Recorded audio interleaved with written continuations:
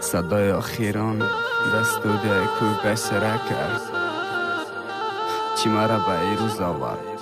که ای قپسیدم آبروی پدر و مادر نبود بلکه یا بیچشماش میدانم ای درد عشق بود روزای بد نگفتم برگرد جانم من خاکی تای پاد میشم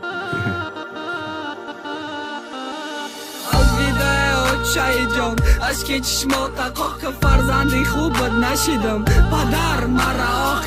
تنانک نندادر ما کدر پری کوچه بد چی مرا ای قدر پاس کد غمی یخش رو چه بد بعدی دفن مقلان بیم بگیرن خبر ما بگن موتم نگیرن برام پی تو خواهی برما دیگه سری کوچه تو نرو مکم نمشینم اشکی که برام مرزه افسوسی روز نمبینم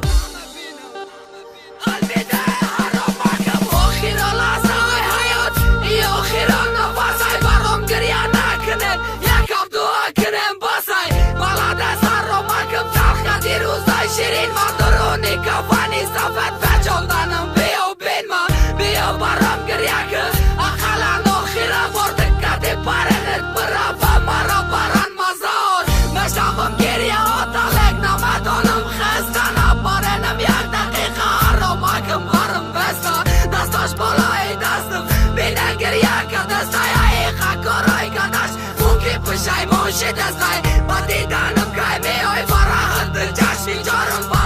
که میایی به صبرانه انتظارم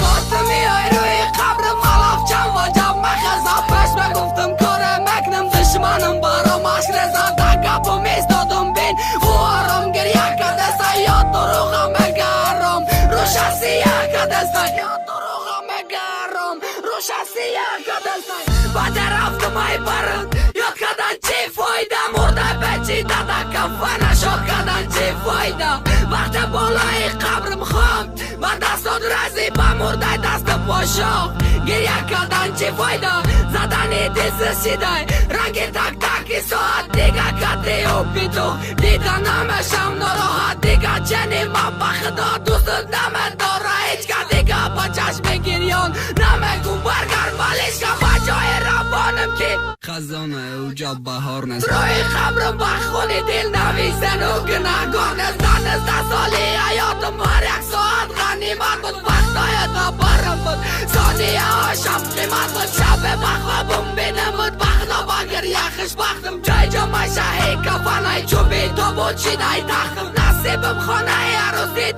جای تاریخ خبر زید جای دل سالانی پیشی ماشینی ابری نوچید